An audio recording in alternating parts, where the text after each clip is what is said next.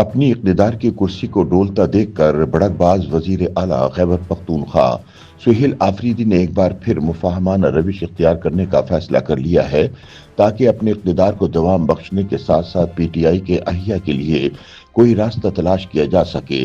ताहम मुबस्सरीन का मानना है कि एस्टेब्लिशमेंट ने तहरीक इंसाफ के साथ मुफाहमत के तमाम दरवाजे बंद कर दिए हैं।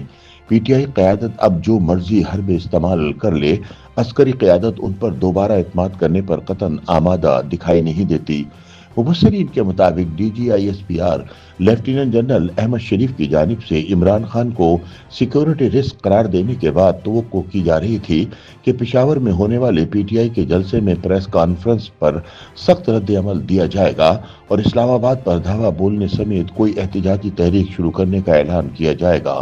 ताहम ऐसा नहीं हुआ। तज्जियाकारों के मुताबिक दीगर मुकर्ररीन के बरक्स वज़ीर आला खैबर पख्तूनख्वा सुहेल आफरीदी की जानिब से निहायत एहतियात और नरम लहजे में खिताब किया गया। उन्होंने खिताब में बताया कि उनके खिलाफ बयानिया बनाकर इन्हें तशद्दुद पर उकसाने की कोशिश हो रही है, लेकिन वो किसी दाम में नहीं आएंगे।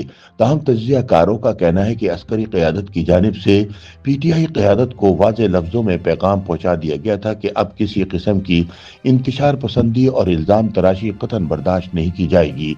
ईद का जवाब पत्थर से दिया जाएगा। इसी वजह से अपने इक़्तिदार को बचाने के लिए सुहेल आफरीदी ने जलसे में नर्म लहजा अपनाया था ताकि मुफाहमाना रविश अपनाकर मुक़्तदर हलकों को राम करते हुए पीटीआई के लिए बातचीत या मुज़ाकरात की राह हमवार की जा सके।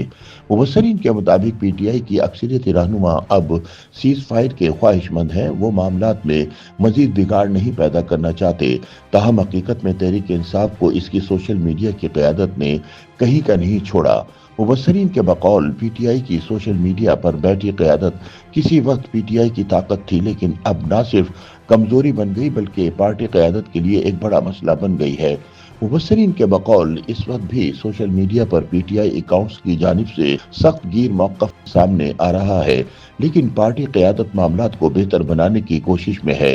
उनका मजीद कहना था कि इत्तलात के मुताबिक पीटीआई क़यादत अब खुद यूथियों के सोशल मीडिया पर सख्त मौक़िफ़ से बहुत तंग है, क्योंकि पार्टी क़यादत इमरान खान की रिहाई और इस्टेब्लिशमेंट के साथ मामलात बेहतर करने की ख्वाह है। ताहम सोशल मीडिया इनकलाबी मफाहमत की आवाज़ बुलंद करने वाले अपने ही पार्टी रहनुमाओं को तख्ता मश्क बना लेते हैं।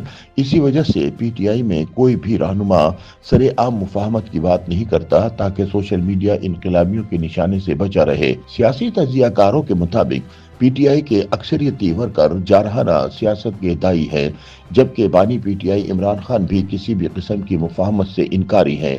इसी वजह से सुहेल आफरीदी से वर्कर्स यही उम्मीद रखते हैं कि वो सख्त लहजा और सख्त गिर सियासत करें। ताहम सुहेल आफरीदी ने भड़के मारने के बाद अचानक मुफाहमाना तर्ज सियासत इख्तियार कर लिया है, क्योंकि DGISPR की जानिब से जारहाना प्रेस कॉन्फ्रेंस से सुहेल आफरीदी जान चुके हैं कि वफाकी हुकूमत और इस्टेब्लिशमेंट से किसी नरमी की उम्मीद नहीं रखनी चाहिए।